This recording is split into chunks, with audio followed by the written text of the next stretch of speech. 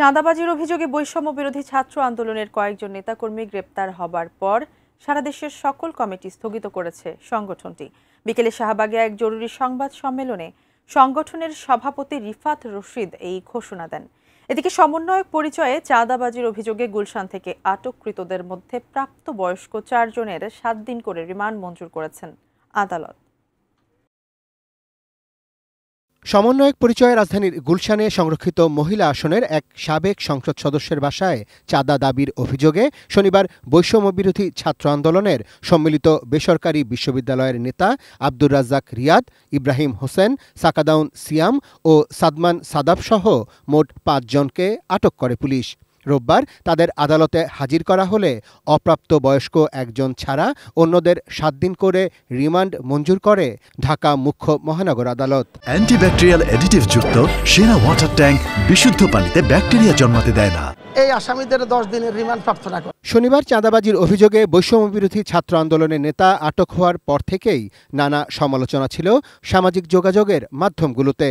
রোববার বিকেলে এক জরুরি সংবাদ সম্মেলন করে বৈষম্য বিরোধী ছাত্র আন্দোলনের ব্যানার ব্যবহার করে নানা অভিযোগের দায় মাথায় নিলেন সংগঠনটির কেন্দ্রীয় কমিটির নেতারা। অন্যান্য রাজনৈতিক দলগুলো শেল্টারে অনেক সময় তারাও বিপদগামী হয়েও জুলাই গণ অভ্যুত্থানের যোদ্ধা যারা তাদের অনেকেই বিপদগামী হয়েছে এবং এর মধ্য দিয়ে তাদের মাঝে কিছু কারাপশনের ব্যাপারগুলো আমরা লক্ষ্য করেছি এবং যেটা এই মুহূর্তে ভিজিবলি কন্ট্রোল করা আমাদের পক্ষে প্রায় অসম্ভব হয়ে দাঁড়িয়েছে। আজকে একটি সিদ্ধান্তে আমরা বৈষম্য বিরোধী ছাত্র আন্দোলন উপনীত হয়েছি যে বৈষম্য বিরোধী ছাত্র আন্দোলনের কেন্দ্রীয় কমিটি ব্যতীত সারা দেশের সকল কমিটির কার্যক্রম আজকে থেকে আনুষ্ঠানিকভাবে স্থগিত করা হলো।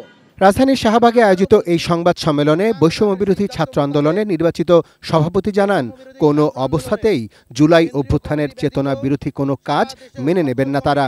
সে সঙ্গে যে কোনো অনৈতিক কাজ ঠেকাতে আইন শৃঙ্খলা বাহিনীকে সর্বাত্মক সহায়তা করার প্রতিশ্রুতি দেন তিনি।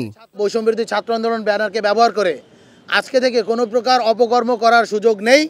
যারা যারা এই ধরনের অপকর্ম করার চেষ্টা করবে আপনারা তাদের বিরুদ্ধে আইনানুগ ব্যবস্থা নেবেন। এক প্রশ্নের জবাবে রিফাত রশিদ মন্তব্য করেন, সারা দেশের কমিটি স্থগিত করার মধ্য দিয়ে একটি ব্যতিক্রমী উদাহরণ তৈরি করল জুলাই অভ্যুত্থানের নেতৃত্বদানকারী সংগঠনটি। অনেকে অন্যের কাঁধে বন্দুক রেখে খেলার চেষ্টা করে। আমরা দায় স্বীকার করেছি এবং দায় স্বীকার করে সারা বাংলাদেশের সমস্ত যেই এক্সিস্টিং সাংগঠনিক কার্যক্রম রয়েছে আমরা সেটা স্থগিত করে দিয়েছি। এর থেকে বড় কার্যক্রম মুভমেন্ট বাংলাদেশের ইতিহাসে কোনো প্ল্যাটফর্ম বা সংগঠন করেছে কিনা আমরা জানি না। Arafat Siddiqui, ATN news, Dhaka.